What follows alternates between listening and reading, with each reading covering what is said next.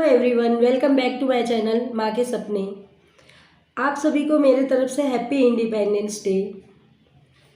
मेरे एक सब्सक्राइबर ने मुझसे रिक्वेस्ट की थी कि मैं स्टैंडर्ड 7 का मैथ्स का लेसन नंबर 4 बताऊं, तो आज का ये वीडियो उसी पर है। तो चलिए वीडियो को स्टार्ट करते हैं।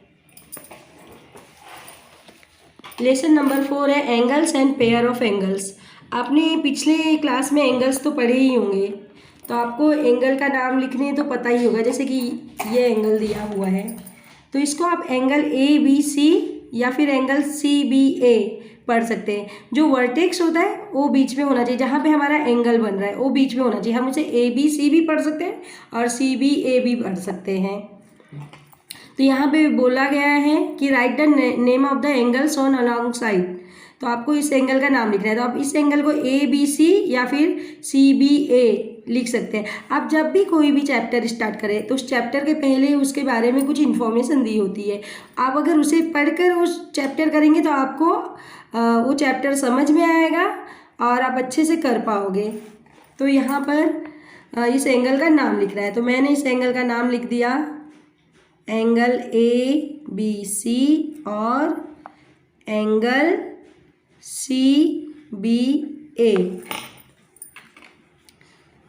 Right the name of its vertex. तो वर्टेक्स क्या होता है? जहाँ पे ये दोनों आर्म ज्वाइन होते हैं, जहाँ पे एंगल बनता है उसे हम वर्टेक्स कहते हैं। तो यहाँ पे वर्टेक्स क्या है? B. Right the name of its arm. अब आर्म का नाम लिखना है, तो आर्म क्या होते हैं? इसके बाजू। तो यहाँ पे आर्म क्या है? Seg A B and seg B सी।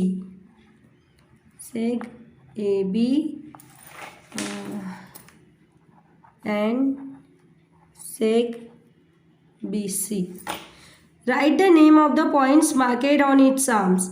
अब जो ये इसके आर्म है, इसके ऊपर कौन से पॉइंट है? तो इसके ऊपर पॉइंट है ए बी एंड सी। तो आपने यहाँ पे ये जो भी मैंने बताया ये आप अपने पिछली क्लास में कर चुके हैं, सिर्फ यहाँ पे हमने उसका रिवीजन किया है।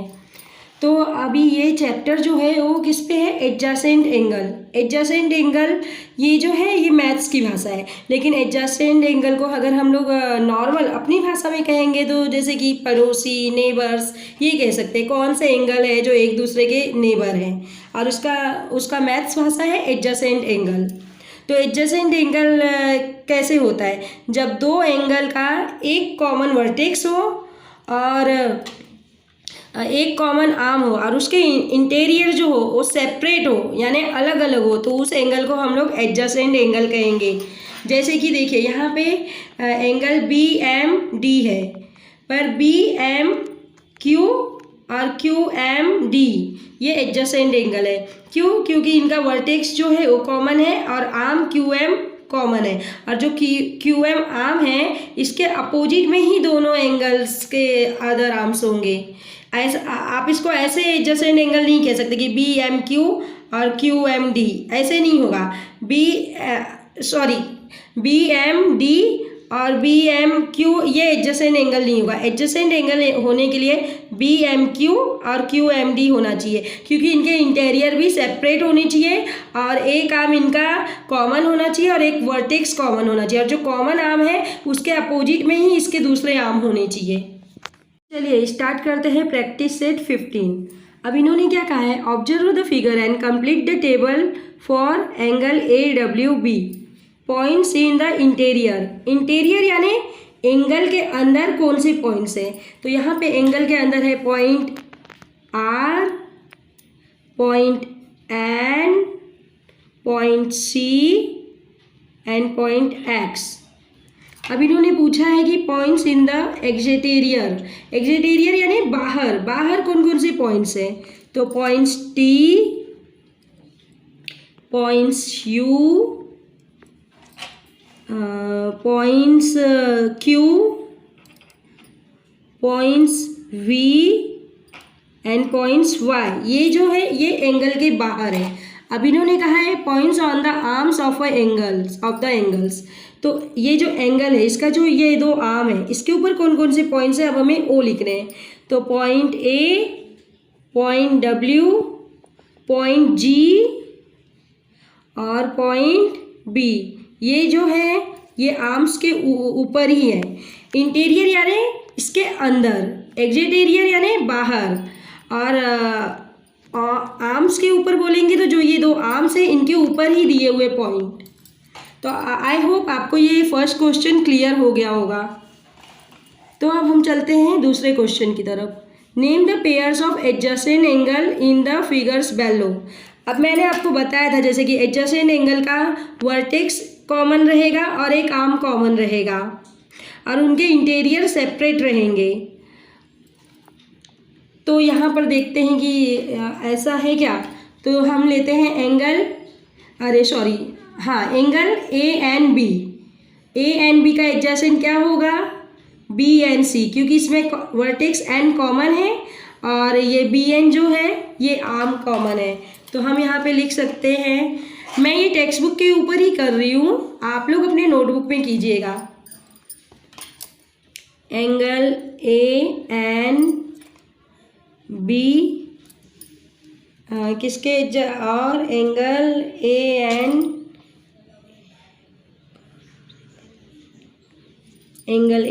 B and angle B and C, ये एडजेसेंट एंगल है।